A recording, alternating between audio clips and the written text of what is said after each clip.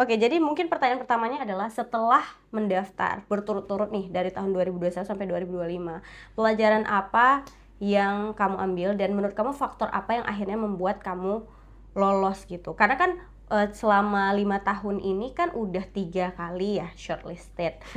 So di tahun ini what's the difference?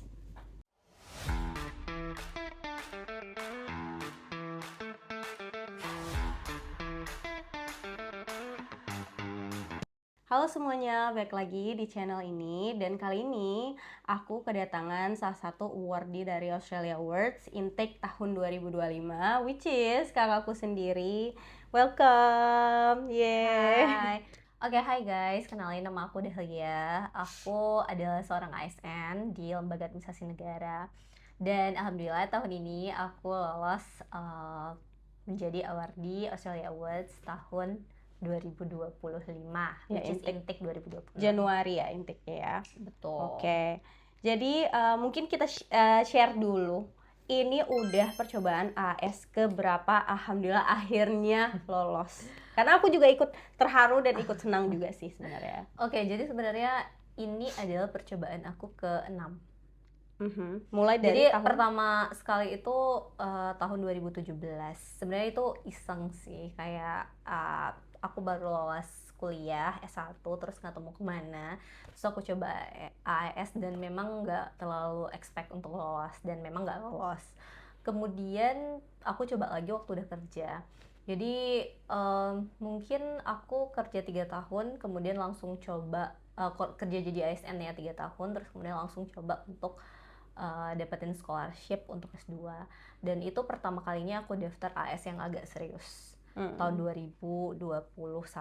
itu yang dapat interview just Iya, interview iya, pertama. iya. Itu adalah pertama kali aku ikut lagi Australia Awards dengan serius, dan alhamdulillahnya aku diundang untuk ikut interview. Tapi waktu itu karena sedang COVID, jadi memang interviewnya online. Dan Itu berarti that was tahun the first time. 2020 ya?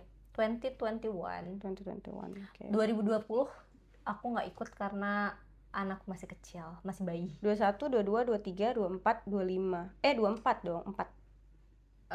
2021, 2022, 2023, 2024, 2025 tahun ini kan aku ikut terakhir dan lolos. 2025. Berarti 5 kali. Intake 2026 dong, intake 2026. Iya betul. Intake Ya, 2026. jadi kalau aku bisa cerita sedikit, tahun 2021 aku ikut tuh consecutive for the consecutive year ya, setiap tahunnya. Jadi tahun pertama aku ikut 2021 serius banget malah, dan alhamdulillah sampai ke tahap interview atau shortlisted. Terus 2022 kita ikut bareng. 2022 kita ikut bareng dan aku nggak shortlisted again. Aku yang shortlisted. Kemudian 2023 aku ikut lagi, nggak shortlisted lagi. Itu udah retake IELTS ya, retake TOEFL atau retake IELTS. Kemudian tahun 2024 aku ikut lagi dan alhamdulillah di interview lagi di Jakarta. Kemudian 2025 tapi sayangnya nggak lolos dan jadi cadangan waktu itu. Dan kemudian 2025 alhamdulillah aku lolos. Sebenarnya nggak expect juga sih. Iya. Aku kan sebagai saksi.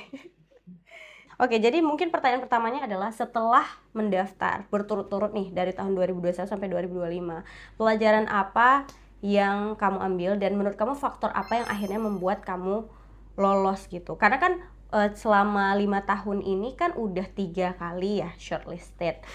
So di tahun ini what's the difference?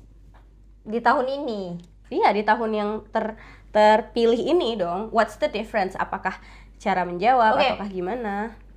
jadi sebenarnya kalau aku bisa jelasin kekurangan aku dulu, mungkin yang aku bisa analisis ya dari tahun 2021 aku JST itu.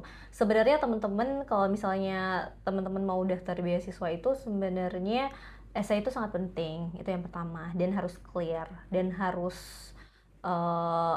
terukur ya, apa yang mau kita lakukan, apa yang mau kita intervensi di pekerjaan kita, misalnya apa nilai tambah yang mau kita bawa setelah kita pulang dari Australia, seperti itu. Dan aku tuh udah rinci banget juga di yang pertama, di tahun pertama aku daftar itu udah serius, karena buat esainya aja sampai berbulan-bulan aku pikirin kata-katanya yang singkat, padat, dan clear gitu. Tapi kemudian kelemahan aku apa? Karena waktu itu aku mengambil jurusan yang nggak linear dengan pekerjaan aku saat itu. Dan sebenarnya apa sih jurusan yang aku pengen tuju itu pada saat itu adalah eh, jurusan yang kemudian ingin aku bawa pulang ke pekerjaan aku, tapi aku ingin ingin kayak shift kerjaan gitu di kantor sebenarnya. Oh, apa? Jadi dulu Jadi tuh sebenarnya misalnya aku uh, staff di umum, misalnya keuangan. ya enggak. Misal waktu dulu tuh aku staff atau pelaksana ya, kalau di ASN pelaksana di bagian umum, misalnya yang melakukan pekerjaan rutinitas gitu. Tapi kan aku pengen ambil jurusan misalnya public policy ataupun public administration yang kemudian harapannya waktu pulang aku bisa jadi analis kebijakan misalnya. Tapi pada saat itu aku belum jadi analis kebijakan. Jadi pekerjaan aku tuh belum sangat relevan dengan apa yang Plan aku ke tuju. depan. Enggak, dengan jurusan yang aku tuju itu. Jadi ketika ditanya kemudian pekerjaan kamu apa dan kemudian kenapa kamu ambil jurusan ini, aku tuh belum punya kayak grounding yang jelas apa yang aku kerjakan. Belum ada gambaran lah ya apa. Iya, terkait dengan jurusan yang aku tuju itu. Di situ mungkin kekurangan aku. Karena waktu aku bilang ke interviewernya, oke, pekerjaan saya sekarang saya adalah staff di sini di bagian umum dan kemudian saya mengerjakan apa-apa seperti itu, dan itu mereka tuh kayak berkerut dan sepertinya kayak nggak sesuai gitu. Kok bisa lolos gitu shortlisted ini, karena di essay aku itu aku buatnya itu harapan-harapan aku yang sesuai dengan Itu kan tapi plan ke depan, memang ada pertanyaan plan ke depan. Iya, dan kemudian ketika membahas tentang apa yang sudah aku kerjakan, aku juga bahas tentang apa yang sudah aku kerjakan tapi bukan di lingkup pekerjaan aku secara formal, tapi apa yang menunjang hal itu tapi di luar pekerjaan formal pekerjaan utama seperti itu. Dan itu jadi udah jelas dan aku udah pasti tahu kalau aku nggak lolos. Kemudian yang kedua, shortlisted yang kedua, sebenarnya aku udah over PD sih sebenarnya, karena rasa-rasanya 2023 ya? Iya, sebenarnya kalau menurut aku juga jurusan nggak tahu ya bagi sebagian orang, tapi sebagai aku nggak tahu buat orang lain, mungkin kalian memang stick pada satu jurusan, tapi kalau aku di ASN ini yang kemudian bisa dipindah-pindah ke bagian-bagian tertentu dan ke dalam role yang berbeda. Jadi kadang itu adalah untung-untungan juga ya, atau nasib-nasiban juga. Kenapa? Karena ketika aku dirotasi lagi nih ke tempat yang lain, karena sebagai pelaksana kan kita banyak rotasi ya di dalam kementerian ataupun lembaga. Kemudian aku dirotasi lagi di bagian pendidikan dan pelatihan. Jadi karena memang organisasi aku tuh ataupun lembaga aku tuh bergerak di bidang pendidikan ya, pendidikan dan pelatihan.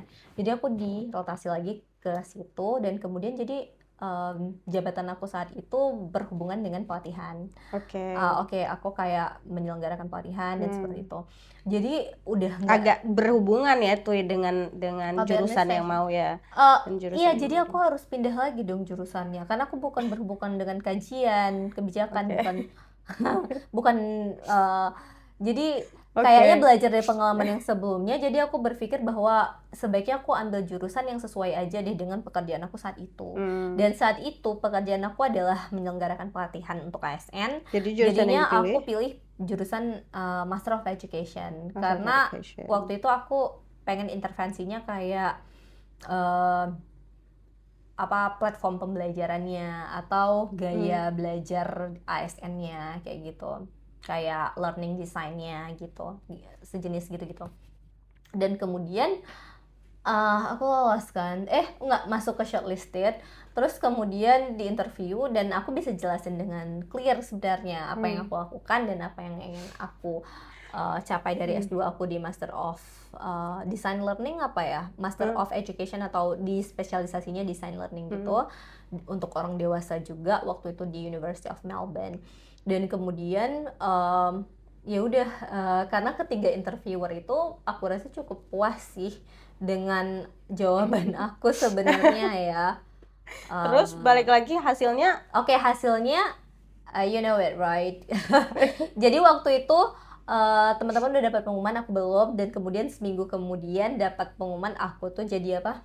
Jadi Cadangan. Reserve list. Reserve, ya. Kayaknya itu pertama kalinya ya reserve list tuh kayak diumumkan gitu, siapa-siapa aja yang masuk dalam Ada lumayan reserve beberapa list. orang kan reserve. Ada gitu sekitar itu. 50 orang masuk reserve list tahun 2024, dan kemudian oke. Beberapa orang lolos kan? Iya, maksudnya sebulan kemudian atau berapa minggu kemudian ada yang dapat, satu orang reserve list dapat email, kemudian ada yang kayak sempat kayak 15 orang reserve list masuk ke jadi awardee gitu, tapi aku tidak. Dan kemudian di end of December aku dapat email kalau aku tuh Gak lolos. rejected, ya Iya. gitu. Terus habis Oke. itu baru apply lagi Dan di apply lagi 2025. Sebenarnya udah nothing tulus dan aku udah nggak berharap lagi ya, karena mungkin aku berpikir bahwa ini mungkin AS bukan jodoh aku, jadi aku udah coba mencari-cari jodoh yang lain seperti itu. Tapi ya udah, jadi aku nothing tulus aja. Kemudian aku submit the same application as before, karena memang waktu itu jabatan aku juga masih sama, belum dirotasi lagi. Jadi karena belum dirotasi, jadi aku rasa essay aku tuh masih relevan. Dan kemudian tiba-tiba dapat email masuk shortlisted lagi, padahal aku kirain enggak. Jadi aku enggak terlalu ganti plan dan lain-lain. Esainya itu di 4 pertanyaan itu aku nggak ganti, paling cuma ganti CV karena ada mungkin pekerjaan baru yang aku kerjain, jadi aku masukin ke dalam CV.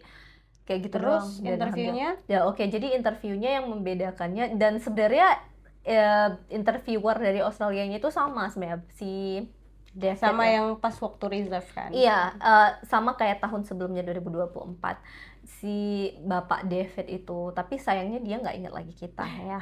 Ada banyak ya yang di interview, jadi Iya, ngomong mungkin juga sih. ratusan yang dia interview setiap tahunnya, jadi dia lupa. Jadi waktu itu mungkin salah satu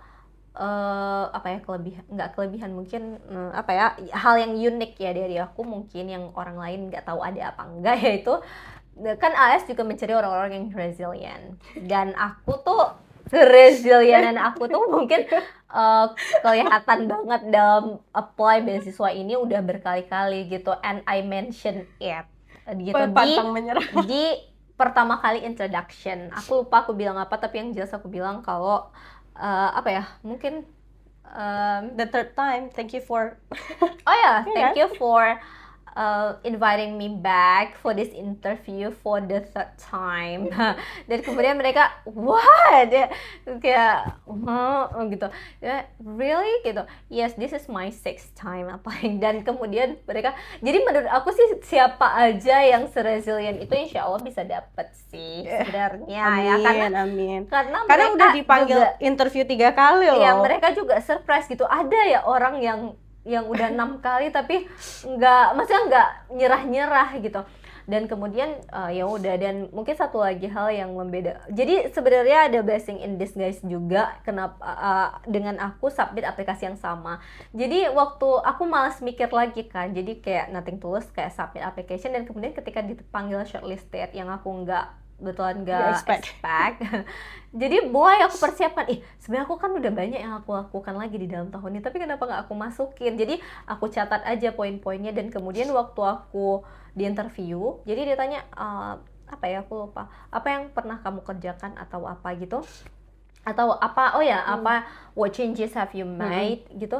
Aku nggak bilang lagi apa yang aku tulis di CV, di aplikasi itu kan, kita di aplikasi kan ditanya kayak what changes have you made, satu biji jelasin cara rinci. Jadi dia juga udah baca. Jadi tahun ini waktu interview aku nggak jelasin itu lagi, jadi aku nggak bilang kayak the same word, kayak the same explanation di situ. Aku cuman bilang kayak maybe besides what I have wrote in my essay, I also do the other things. I also do apa gitu yang lainnya. Dan mereka agak sedikit menurut aku ya interested. Kalau misalnya tahun lalu aku tuh bilang sama persis kayak di aplikasi, dan kemudian respon dia kayak yes, I have read it in your application, kayak gitu, kayak rasanya bosan. Mungkin dia mau tahu poin lain gitu yang yang you haven't read it. Iya, betul. Jadi aku alhamdulillah banget sih sebenarnya, kayak aku nggak tulis itu tapi aku sampein di interview. Tapi jangan salah, ada juga pertanyaan-pertanyaan interview yang sebenarnya nggak aku persiapkan sih, banyak juga, sehingga waktu aku pulang tuh aku kayak depressed, so depressed kayak kenapa aku nggak persiapkan pertanyaan yang itu. Sebenarnya aku udah tahu kayak itu mungkin ditanyakan, tapi aku nggak persiapkan dengan detail. Jadi aku kayak ngeblank karena mereka pun waktunya cuma 20 menit atau 21 menit, yang masing-masing interviewer itu katanya punya waktu 7 menit. Jadi aku nggak bisa ngomong lama, jadi nggak bisa mikir, jadi harus tek gitu jawabnya. Jadi waktu itu aku betulan down sih setelah interview, dan aku ketemu sama adik aku juga, dan kemudian ya she knows how I feel gitu.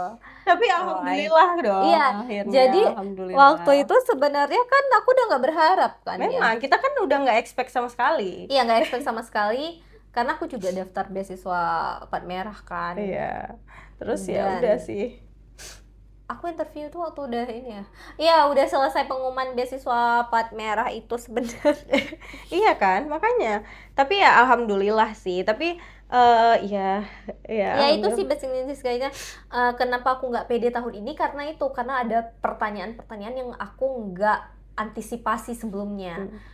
Seperti itu. Sedangkan tahun lalu itu aku anggap itu lancar karena aku udah maksudnya semua pertanyaannya tuh udah aku antisipasi yang keluar. Dan tahun ini memang interviewernya itu kritis sih. Maksudnya aku dapat interviewer yang sangat amat kritis, yang nanya tuh sampai ke dalam sehingga dia tuh ngerti. Walaupun kita jawabnya kayak singkat-singkat, 2 kata yang penting ada jawaban, seharusnya kayak gitu. Tapi ya udah, aku ada jawab, dan ada satu jawaban aku yang membuat orang itu semua ketawa sebenarnya, tapi mungkin aku gak bisa share di sini. Dan kemudian waktu aku jawab, orang itu semuanya ketawa, dan aku ketawanya in a positive way atau in a negative way ya? I don't know, either mereka nertawain jawaban aku atau mereka nertawain apa yang dilakukan atau praktek yang terjadi selama ini, kayak gitu. Jadi ada dua hal di situ. Jadi waktu itu aku suuzon aja, kayak pasti mereka nertawain jawaban aku. Ternyata mungkin mereka nertawain apa yang selama ini terjadi di lapangan, praktis yang aku sampaikan itu. Oke. Jadi berdasarkan pengalaman kakak ini yang udah banyak banget apply, mungkin boleh di-share kalau misalkan untuk teman-teman yang baru banget dengan AS, baru banget tahu tentang AS, kira-kira kalau untuk persiapan AS itu harus dimulai dari mana, dan kira-kira dari kapan gitu yang baiknya untuk bisa sampai ke tenggat waktu April ya, itu ya. Deadline-nya itu kan April kan. Sekira-kira persiapannya apa yang harus dilakukan, dan kapan kira-kira kita harus mulai untuk mempersiapkan diri tuh. Ini Desember nih, ini udah mau loh Februari. Sebenarnya tergantung dari keuangan waktu masing-masing ya. Teman-teman bisa ukur sendiri. Kalau misalnya teman-teman itu jadwalnya sibuk ataupun padat, misalnya kerja full time kayak gitu, bisa persiapkan setahun sebelum. Oke, jadi berarti kalau untuk persiapan itu baiknya 1 tahun sebelum, dimulai dari persiapan bahasa Inggris dulu ya, bisa dengan bagi teman-teman yang belum punya sertifikat IELTS dan sebagainya. Nah, dan belum pernah ikut mungkin. Ya, oke. Dan kemudian ketika mempersiapkan esai nih, kira-kira kapan kita harus mulai? Karena kan template pertanyaannya itu sama dong, yang 4 pertanyaan itu kan.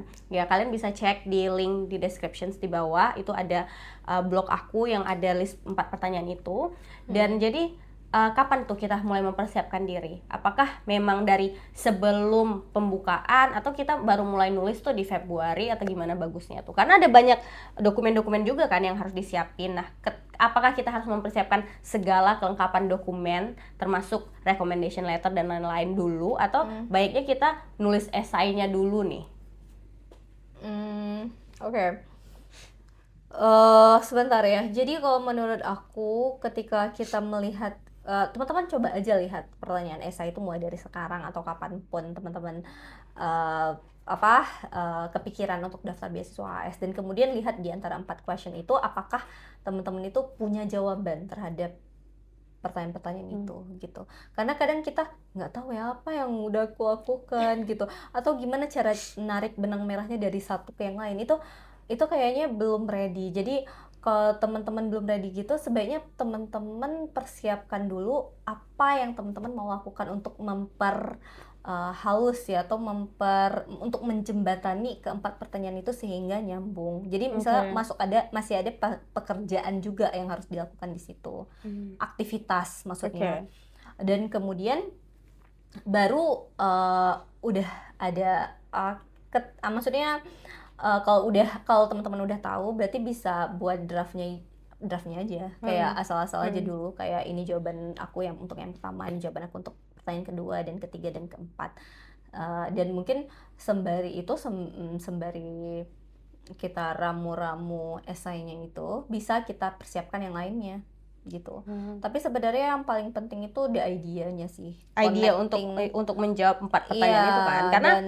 Karena nggak bisa even itu like different questions tapi jawabannya itu harus saling connected kan. Iya, betul. Apa yang dilakukan, sebenarnya plan ke depan.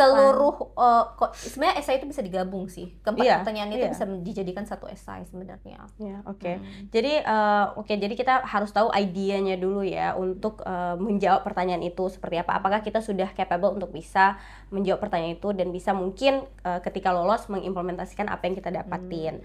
Nah, kemudian selanjutnya adalah apakah untuk penulisan esai nih, seberapa penting sih feedback dari orang lain? Itu sebenarnya. Kan banyak sekarang kalau kita lihat banyak banget bimbel-bimbel yang buka kayak oke, siapa yang mau daftar, oke bisa ke mentor ini dan lain-lain lalala.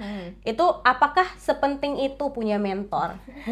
That's a really hard questions karena sebenarnya itu beda-beda. Kalau aku secara personal, aku menurutku itu beda-beda. Kalau kalian nggak punya sama sekali circle atau seseorang yang kalian kenal yang punya kapabilitas untuk bisa review atau baca esai kalian, menurut aku itu penting. But let's ask the questions to her karena dia termasuk salah satu yang nggak punya mentor dan nggak punya feedback, mendapatkan feedback dari siapapun. Who said? Like your husband. Iya, jadi maksudnya kalau aku nanya ke dia. Nah, kalau dia nanya ke aku sih, cuma kayak tapi kan nggak relate. Tapi kan nggak relate jurusan kita jadi, sebenarnya. Enggak, dari pertama shortlisted kan sebenarnya udah bagus berarti esainya. Iya, kan? Berarti udah bagus dan tanpa punya mentor. Iya, waktu itu. Iya kan? Jadi sebenarnya bisa tapi itu kan nggak tapi everyone bisa dengan digitalisasi sekarang dan banyak konten-konten yang serupa dan sejenis di situ di YouTube rasanya bisa kalau misalnya nggak terlalu karena teman-teman kadang ada yang free kalau kita punya circle, kadang kan banyak yang sibuk juga sih. Terus ada juga yang berbayar itu dan nggak murah juga gitu. Dan kan modalnya besar. Oke, jadi ada pertanyaan juga yang bilang bahwa yang menanyakan juga sebenarnya boleh nggak sih kita milih jurusan yang di luar dari priority area-nya AHS? Gimana tanggapannya? Di luar priority. Iya. Jadi setahu aku tuh mereka itu selalu punya 3 pilar kan. Iya. Pilarnya bisa ganti-ganti sih. Ada economic transformation. Kok tahun ini apa? Equitable. Health security pasti ada selalu. Iya, health security, abis itu ada strong institution, ada economic development kalau nggak salah. Dan di situ kan ada jurusan list-listnya ya apa-apa aja. Dan kadang memang kita nggak bisa sama persis dengan apa yang ada di dalam list itu jurusan kita. Betul, dan selama kita masih bisa menjelaskan benang merahnya terhadap pilar itu, menurut aku is okay. Karena aku juga sendiri. Apakah ada di dalam list itu? Sebenarnya ada. Jadi yang aku apply ada, tapi yang kemudian aku change itu nggak ada. Tapi aku coba untuk koneksiin dan berhasil kok. Enggak, soalnya aku ketika ada pertanyaan itu, jawabanku adalah boleh aja as long as kamu bisa menarik benang merah. Karena secara pribadi farmasi itu nggak ada di dalam list itu. Iya kan? Farmasi nggak ada di dalam list 3 itu. Tapi kenapa bisa aku apply? Karena aku ngaitinnya waktu itu dengan dengan salah satu poin yaitu health services. Iya, Waktu itu. betul. Jadi memang ya tergantung bagaimana kita mengkoneksikan jurusan kita dengan Iya. apa namanya dengan ya apa priority areanya AS. Iya. Karena menurutku semua jurusan bisa Iya, dikoneksikan. bisa. Semua jurusan kayak bisa. Mm-mm. Karena kan di bawah pilar itu ada banyak jurusannya dan kita masukin aja, kadang kita sedikit relevan dengan yang health services, sedikit relevan Health dengan public management, health, ya. sedikit pokoknya gitu, Enggak, pokoknya ya. dikoneksiin aja. Benar, setuju. Terus abis itu pertanyaan selanjutnya Dan itu adalah nggak jadi masalah sih. ya itu nggak jadi masalah sama sekali. Nah, pertanyaan selanjutnya adalah di formnya AS kita kan disuruh milih itu berapa universitas kalau sekarang disuruh milih? 2. Nah, apakah memang wajib untuk memilih 2? Kayaknya iya, karena itu ada asterik. Apakah itu kan juga masuk di dalam esai kenapa kamu milih jurusan Iya. itu kan? Nah, apakah harus kita jelaskan itu jurusan yang 2 atau Biasanya sih university-nya universitasnya 2 tapi jurusannya mirip, sama biasanya ya, gitu. 11-12 gitu kan. Nah, apakah kita harus menjelaskan dua-duanya di dalam esai ataukah kita cukup menjelaskan satu yang menurut kita paling dominan dan paling kita minati gitu? Iya, sebagian orang ada jelaskan dua-dua. Mm-mm. Tapi kalau aku pribadi, aku malas pusing karena nanti ketika kita jelasin waktu interview, kalau misalnya kita masuk shortlisted kan lebih gampang kalau kita udah drag ke satu aja langsung, yang misalnya di University of Melbourne sama Master of Education di University of Melbourne, langsung aja ke situ kita arahkan panelis itu untuk pertanyaannya mengarah ke situ. Tapi kalau misalnya kita tapi kalau seandainya dia tanya kenapa kamu pilih kampus yang nomor 2, kita juga harus tahu keunikannya tuh apa, setidaknya learning by heart apa sih, kita ingat aja gitu, karena 2000 kata di esai itu sangat singkat, sangat sedikit, benar untuk kita jelasin semuanya. Iya, jadi benar. ya satu aja is okay. Aku dari zaman kapan sampai kapan selalu jelasin cuma satu. Aku juga satu. Karena nggak muat. Maksudku ketika kita menjelaskan jurusan dari satu university aja nggak bisa semua kita input gitu. Karena keterbatasan kata itu tadi, ya kan. Jadi nggak bisa semuanya. Sebenarnya menurut aku bagus sih kayak gitu, kayak dibatasi. Kenapa? Benar. Jadi semua orang tuh punya itu yang sama. Iya, betul. Maksudnya punya maksudnya menjelaskan di dalam batasan kata yang betul. Sama gitu. Jadi nggak panjang kali lebar. Oke. Terus habis itu pertanyaan selanjutnya adalah terkait dengan priority area. Priority area itu geographic focus area. Which is GFA. Sekarang sebutannya apa ya? Kalau nggak salah ada lah gitu intinya. Nah, equitable. Nah itu. Nah pokoknya area-area equitable targeted group. Targeted areas. Group ETG. Targeted group dari AS. Nah, ada beberapa provinsi yang memang masuk kan di dalam di dalam targeted areanya AS. GFA. Ada GFA, ada itu GFA itu bahasa dulu. Iya, oke. Nah, targeted areas itu ada beberapa provinsi-provinsi yang masuk. Udah banyak sih. Udah banyak sekarang. Tapi Aceh enggak. Tapi sekarang Aceh keluar kan. Nah, kita dari Aceh. Jadi pertanyaan yang muncul adalah dari teman-teman yang ingin mendaftar, apakah kuota antara priority area dengan non priority area itu berbeda? Itu pertanyaan yang muncul, yang menurutku secara pribadi, kalian nggak usah mikirin masalah kuotanya apakah dibedakan ataukah enggak. Kalian berusaha aja semaksimal untuk bisa lolos, but let's ask her ya, karena dia udah punya pengalaman dari mulai kita Aceh menjadi priority area sampai keluar priority area. Apakah itu aku nggak tahu sih, maksudnya gimana ya. Kayaknya misalkan nih, apakah ASN dengan non ASN kuotanya berbeda? Yang aku bisa sampaikan kayaknya kalau ASN dia akan bersaing bersama ASN. Oke. Kayaknya ya. Soalnya dia bilang kan 70% itu adalah untuk ASN. Enggak, untuk ETG ya, Equity Targeted Group. Tapi di situ targeted group itu termasuk dalamnya ASN. 30%-nya itu adalah dari provinsi-provinsi tertentu. Ngerti nggak sih? Di dalam 70% berarti di 30%-nya lagi itu adalah untuk Nah, itu. sisa 40%-nya Itu bebas ya, mungkin dari ASN dari manapun. Jadi 30% yang lainnya tuh untuk reguler gitu. Oke, berarti ASN juga termasuk dalam targeted group juga kan Iya, sebenarnya. betul. Sebenarnya kalian nggak perlu terlalu khawatir sih Iya, tentang iya. itu. Karena misalnya di Aceh aja tahun ini itu rame banget yang lolos. Sedangkan Aceh sendiri itu nggak masuk ke dalam targeted group lagi kan ya. Iya, benar. Berarti mereka nggak terlalu Memfokuskan ke situ, sebenarnya fokuskan ke apakah tapi minimal Personal. ada yang lolos di tiap iya, di tiap provinsi.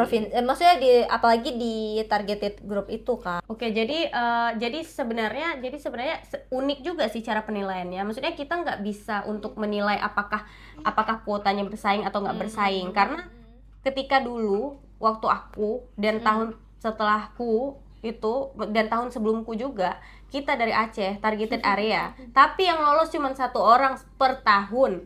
Jadi kita sendiri sebatang kara. Sedangkan tahun ini aku nggak tahu tahun sebelumnya rame nggak? Tahun sebelumnya kan aku ikut, Satu kayaknya orang juga cuma kan? satu. Nah, even tahun 2024 aja yang kuotanya udah balik ke 200-an, itu tetap dari Aceh 1. Tapi yang sekarang di tahun 2025, kuota kali berapa ya yang lolos? 200. 200 berapa? Aku nggak tahu 200, tapi kan dia punya program satu lagi namanya ELTA Pathway itu yang tahu kan, yang belajar bahasa Inggris itu punya kuota sendiri, tapi kita kalau nggak salah 200. 200 pas. Betul. 200 ya, udah 200-an lah intinya. Jadi yang lolos di tahun ini cukup lumayan rame ya. Dari Aceh berapa orang ya? Padahal Aceh bukan prioritas area. Kita berapa orang ya? Aku berapa orang?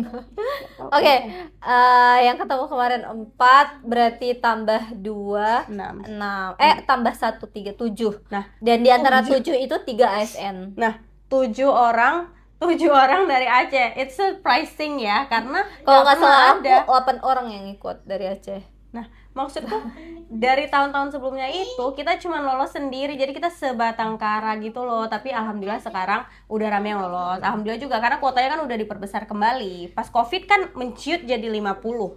Angkatanku 78. Tahun kemarin sebenarnya 150-an. Nah, tahun kemarin 150, tahun ini udah 200-an. Jadi semakin kesini kuotanya semakin banyak. Terbuka lebar, jadi teman-teman daftar aja. Kita nggak pernah tahu kapan kuotanya banyak, kapan kuotanya sedikit gitu. Betul. Daftar aja. Nah, pertanyaan selanjutnya adalah, apakah memang sekarang AAS itu memprioritaskan influencer atau yang memiliki followers banyak? Karena itu menjadi salah satu pertanyaan yang ada di form sekarang katanya. Aku nggak tahu katanya.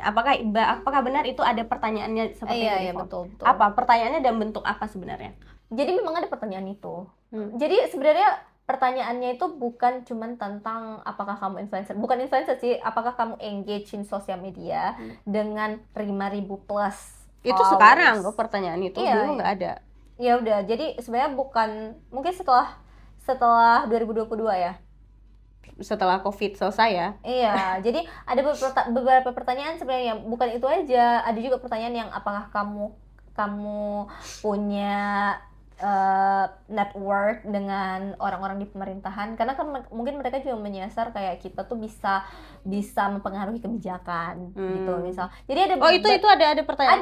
Ada beberapa baru-baru poinnya ya? Dan kalau misal kamu punya koneksi atau punya network dengan orang-orang itu, jelaskan. Dan aku juga coba jelaskan karena aku di government misalnya siapa koneksinya gitu. Jadi bukan cuma tentang influencer aja. Jadi ada beberapa sih yang kita mau conteng di situ, ada yang kenal dengan itu, ada juga yang apakah kita pernah winning scholarship atau winning prize juga ada. Jadi ada beberapa hal yang mungkin bisa kita conteng. Kalau misalnya semuanya kita masuk, ya kita conteng semua dan jelaskan dan proof gitu. Dan tapi aku sebenarnya waktu itu aku conteng juga sih kayak 5.000 social media engage in social media. Aku conteng, abis itu aku jelasin walaupun follower aku belum 5.000, tapi aku aktif untuk enggak sih, sebenarnya aktif di YouTube sebelumnya.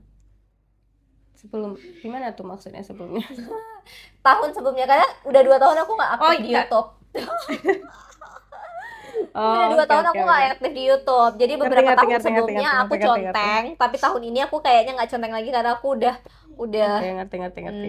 nggak upload Oke. YouTube Oke channel oke oke oke gitu. oke. Jadi sebenarnya Oke. bagi influencer itu terbuka lebar sih. Iya memang, karena kan mereka mungkin punya platform yang bisa untuk men-share juga tentang beasiswa AS ini sendiri juga. Jadi AS, exposure manfaatnya. tentang AS ini juga semakin besar. Karena sekarang maksudnya angkatan di atasku itu semuanya rata-rata mostly yang di Sydney itu adalah Influencer. ya atau content creator something like that.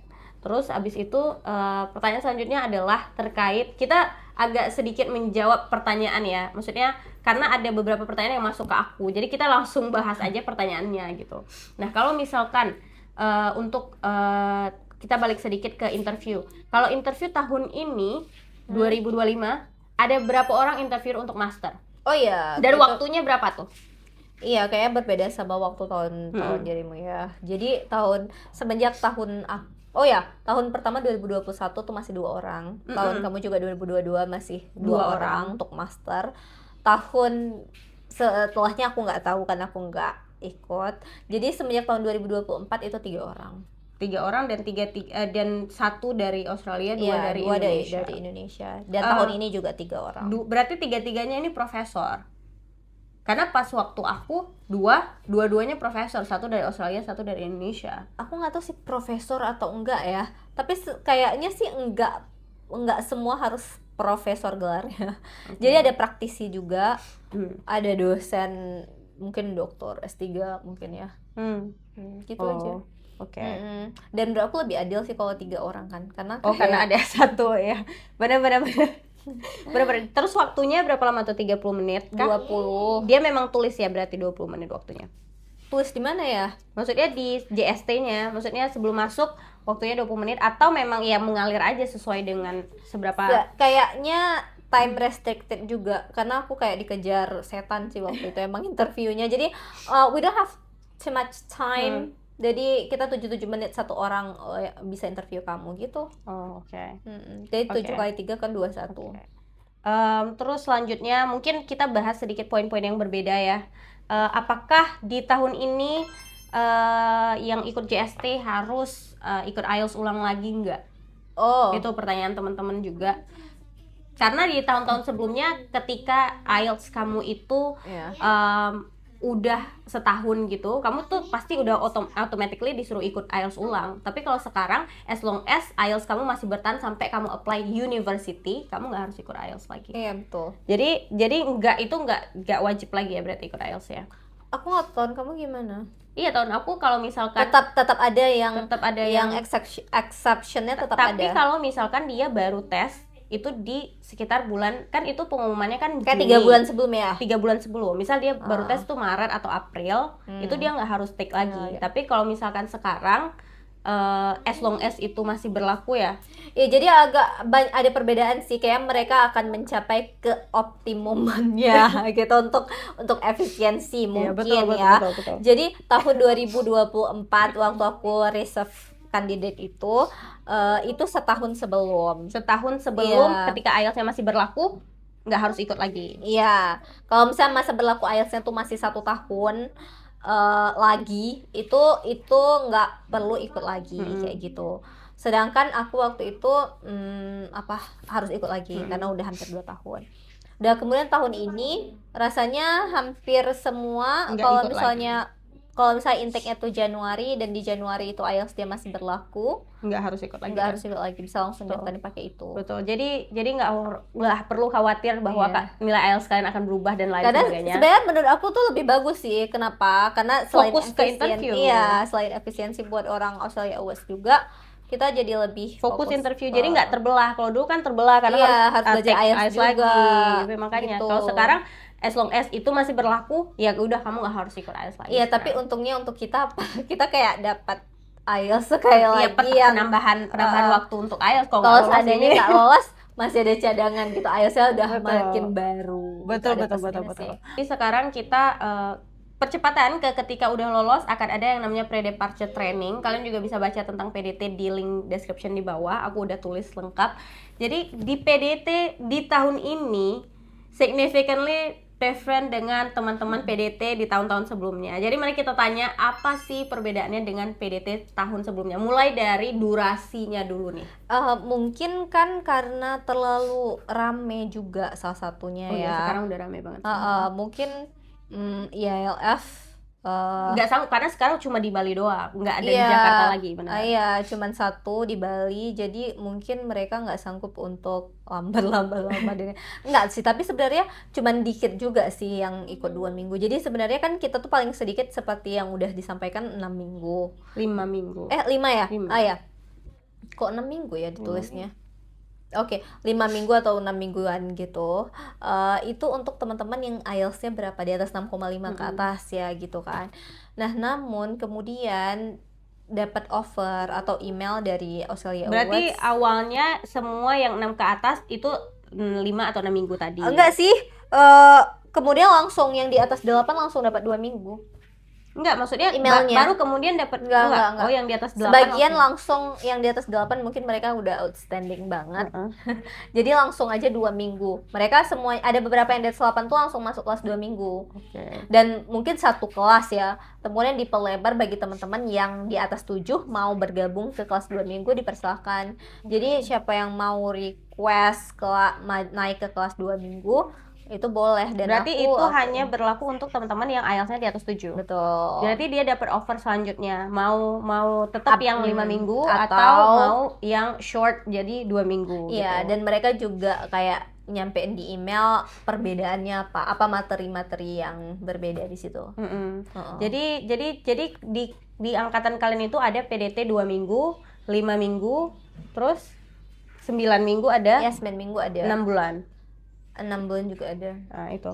Nah, jadi itu guys, durasi PDT. Ya, tergantung skor Tergantung IELTS. skor IELTS masing-masing. Nanti ya itu tadi, kalau misalkan IELTS kalian kalau untuk sekarang itu mungkin menurutku itu adalah salah satu alasan maksudnya kenapa dia bisa membuat kelas 2 minggu tuh karena pas di angkatanku juga banyak yang protes karena teman-teman yang IELTS-nya 8,5 mungkin itu dan bagian dari feedback. Betul. Karena kan mereka sangat mendengar feedback. Jadi banyak yang mengakomodir feedback. 8,5 IELTS-nya itu protes kenapa dia harus tetap ikut yang 5 minggu sedangkan dia merasa bahwa dia udah apa yang diajarkan dia udah tahu. Dia udah tahu, ya benar, dia udah tahu semua. Padahal kan sesungguhnya sebenarnya kalau boleh jujur aku sih meraba-raba sih masih. Jadi kalau seandainya aku bisa tapi tergantung kondisi masing-masing ya. Karena aku punya anak jadi aku makanya lebih prefer ke 2 minggu. Tapi menurutku juga secara pribadi kalau misalkan untuk kita teman-teman yang apalagi terutama teman-teman yang jurusannya tuh nulis esai selama di Australia, I would highly recommend untuk stay aja di yang 5 minggu. Kenapa? Karena kalian tuh di 5 minggu tuh diajarin gimana sih cara berargumen yang benar. Tapi katanya nanti waktu di sana juga ada. Iya, tapi IAP di sana tuh completely different. I don't know, it depends on masing-masing university. Tapi di universitiku itu nggak seserius di IELTS. Kenapa? Karena rame, besar kelasnya. Enggak juga, iya sama juga ukuran kelasnya 12 juga? Iya, 18 gitu, 18. Cuman permasalahannya adalah kita nggak sefokus selama kita di IELTS, karena di IELTS itu kan beban kita cuman ya udah kita memang belajar untuk karena kalian cari rumah juga. Iya betul. Ketika kita udah nyampe sana, itu problem kita banyak. Kita harus ngurusin bank, kita harus nyari rumah, kita harus ngurusin yang lain-lain, kita harus berbelanja, kita harus bertahan hidup. Banyak hal-hal yang terjadi gitu. Jadi terpecah konsentrasinya dan kita juga harus ngisi KRS ya. Kalau istilah Indonesianya ngisi. Bisa di sana ngisi kan enrollment. Iya, ngisi di sana. Ngurusin enrollment, ngurusin course-nya apa. Tapi masih penting sih kalau misalnya di private school public policy di ANU itu beda lagi. Itu malah nggak ada. Nah itu, IAP. Nah makanya maksudku adalah tapi ada PSP. Nah makanya PSP. Apa PSP kepanjangannya apa? Pre-sessional. Itu juga ngebahas tulis esai, enggak juga kan? Katanya sih lebih kepada esai-esai yang yang tentang policy, yang tentang jurusan itu lah, gitu. Iya, maksudnya meskipun IELTS itu ngajarinnya adalah nulis esai yang khusus untuk jurusan-jurusan yang lebih ke arah sosial dan politik dan lain-lain gitu.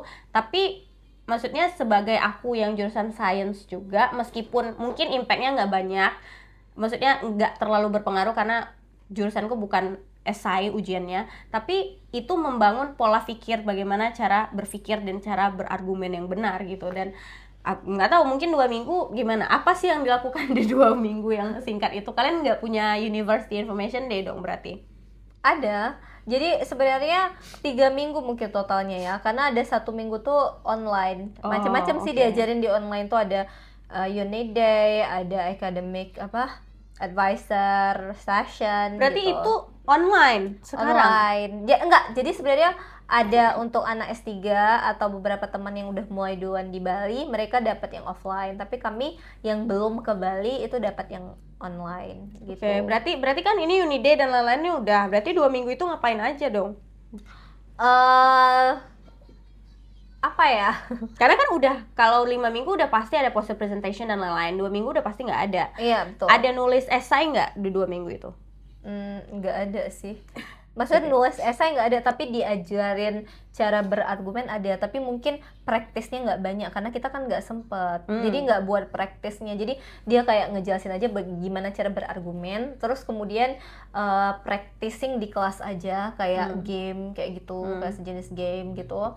Terus kemudian salah satu tugas yang dikasih cuman short biografi doang, kayak kalau aku ya, kelas aku short biografi seseorang, karena mungkin itu yang paling visible yang kami bisa lakukan, karena dalam karena kalau poster presentation katanya kalian tuh udah dikasih tahu tugasnya, tapi presentasinya itu kayak beberapa minggu kemudian kan. Betul, karena kita nulis esai dulu, dan poster itu based on esai yang kita tulis. Kayak esai itu dikasih waktu kayak beberapa week. Betul. Juga kan, dan kami kan nggak punya week itu, jadi cuman short biografi aja kayak selangnya 3 hari untuk siapin dan presentasiin di kelas. Oh, presentasiin di kelas. Iya, dan itu juga nggak semua karena nggak cukup waktu. Gitu. Tapi as long as enjoy ya 2 minggu. Menurut kamu secara pribadi cukup nggak sih sebenarnya 2 minggu untuk PDT? Karena I don't know, mungkin menurutku secara pribadi mungkin bondingnya agak kurang ya, Iya, kalau sesama mungkin agak awardee. Iya, mungkin sedikit kurang juga karena kan nggak lama ya. Semakin lama kadang orang bisa semakin erat, ya kan. Tapi bukan berarti nggak ada sama Iya, sekali. betul. Ya, saling kenal itu udah pasti, karena kan kayak tukar-tukaran tempat duduk setiap hari gitu. Mungkin lebih banyak mainnya jadinya. Karena kan kita tuh di 2 minggu tuh nggak ada tugas, nggak ada PR, nggak ada apapun. Oh, nggak ada tugas apapun? Enggak. Jadi kecuali yang aku bilang tadi. Jadi paling sekali-kali 1 kali atau 2 kali ada reading, dan itu pun terserah malam. Jadi kami tuh nggak selalu kayak anak kelas lain yang kayak harus ke perpus ngapain. Jadi kami biasanya kadang-kadang kayak hangout gitu. Iya, benar. Bisa aja hangout. Maksudnya ada plus dan minusnya masing-masing lah. Plusnya Iya. ya paling lebih cepat, dan Iya, untuk bagi teman-teman orang yang bisa keluarga dengan family ya bisa lebih banget, cepat gitu kan gitu. untuk proses nggak PDT. terlalu struggling untuk yang 2 minggu. Betul. Jadi ya masing-masing ada poin plus dan minusnya, dan sesuai dengan pertimbangan kalian masing-masing lah. Kalau kalian mau milih 2 minggu silahkan. Iya. Kalau kalian mau tetap stay di 5 minggu ya Iya. silahkan juga, nggak ada Betul. permasalahan. Mau tahu ada yang mau kabur dari pekerjaan. Iya, bisa gitu. bisa jadi. Iya, Jadi itu kayak- cocok tuh 5 minggu. Iya benar. Mana tahu lagi frustasi banget di Iya, kerjaan. burn out. Iya benar. Tambah lagi burn out di PC. Enggak sih, itu Mau lebih ini bisa. enjoy. Karena based on my experience sendiri, 5 Seru minggu ya. itu seru banget, karena kita bondingnya dapet, dan kita akrab juga sama teacher kita gitu. Jadi kayak yang maksudnya sebenarnya kami akrab juga sih. ya bisa jadi sih. Tapi nggak semua orang, karena kan nggak semua orang juga gitu lah. Ya itulah, maksudku adalah perbandingan antara, ya kita bandingkan sendiri lah. Kalau misalkan temenan yang 2 minggu, temenan sama yang 5 minggu, siapa yang lebih Iya. temennya lebih erat dan lebih nyatu gitu misalkan. Ya gitu sih intinya. Jadi ya Tapi nggak masalah sih. ya nggak ada masalah. Mau kalian 9 minggu juga lebih oke lagi, 6 bulan juga lebih oke lagi. Kalian bisa berlama-lama di IELTS, kalian bisa belajar banyak hal dari teman-teman Iya. IELTS, dari flight, Ada dan teman-teman tuh yang macam-macam. bawa dan ngangkut keluarga semua. Ada, benar. ke Dan Bali. itu possible Dan kan? Possible. Karena kita nyari sendiri akomodasinya selama di Bali. Betul. Tapi memang semuanya memang akan di-reimburse, termasuk tiket pesawat di-reimburse Nggak kan? semua ya guys. Tiket pesawat kan Cuman di-reimburse. tiket pesawat. Iya, tiket pesawat di-reimburse dan dikasih uang saku kan? Kalau naik kereta kayaknya di reimburse juga deh. Iya, makanya maksudku kan Karena sama uang saku, maksudnya kayak airport transfer. iya enggak lah. Maksudku adalah Iya, tiket pesawat dan Iya. dan juga Karena kan dikasih tiket pesawat itu yang paling penting karena itu mahal banget Iya. komposisinya. dan dikasih uang saku juga kan pas nyampe. Iya, betul. Berapa? Oh iya, tahun berapa ini nih? tuh ada kenaikan. Uang sakunya itu 4 juta sekian. Itu untuk yang 2 minggu Enggak, maksudnya per bulan. eh Lamsam ya? per weeknya itu dikasih seharusnya 4,5 aku lupa 4,4 kalau nggak salah, tapi ya tergantung. Kalau misalnya 2 minggu ya di prorate aja 2 minggu. Itu maksudnya per bulan ya berarti 4. Iya, Oke. kayak Iya, naik kan tahun Iya, ini itu. sih katanya naik. Oh, oke. Berarti itu dan itu dikasihnya langsung kan? Maksudnya pas waktu nyampe kan kalian cuma 2 minggu nih. Kapan tuh cair uangnya? Aduh, aku lupa. Tapi pas di Bali itu kan? Pas di 2 Bali. minggu. Nah, Pas di maksudnya Bali. nggak selama itu guys proses dari pencairan dana dari Iya, Australia Works, mungkin kalau insyaallah. teman-teman perlu model ya nggak Ya tahu perlu, banyak. ya maksudnya ya perlu untuk tiket pesawat, tapi tiket pesawatnya akan direimburse sebelum pulang kan? Uang tiket pesawat pergi itu direimburse Iya, sebelum pulang kan? Nah jadi ketika pulang tuh kalian bisa make uang reimburse itu lagi gitu. Jadi ya gitulah intinya, jangan khawatir untuk apply, kalian langsung aja apply. Nggak harus butuh mentor. Kalau kalian perlu ada mentor, alhamdulillah. Kalau nggak ada nggak masalah, kalian bisa juga bisa cari informasi semuanya atau Betul. tanya aja di channel ini. Iya, Ini bisa available juga 24 hours. Ya bisa, boleh kalian bisa nanya ke channel ini. Dan semoga untuk teman-teman yang mau nyoba AS di tahun 2026 ini, semoga kalian berhasil. Amin. Semoga kalian dilulusin dan dimudahkan semuanya prosesnya. Amin. Amin. Oke, sampai ketemu di video selanjutnya. Bye bye. Bye.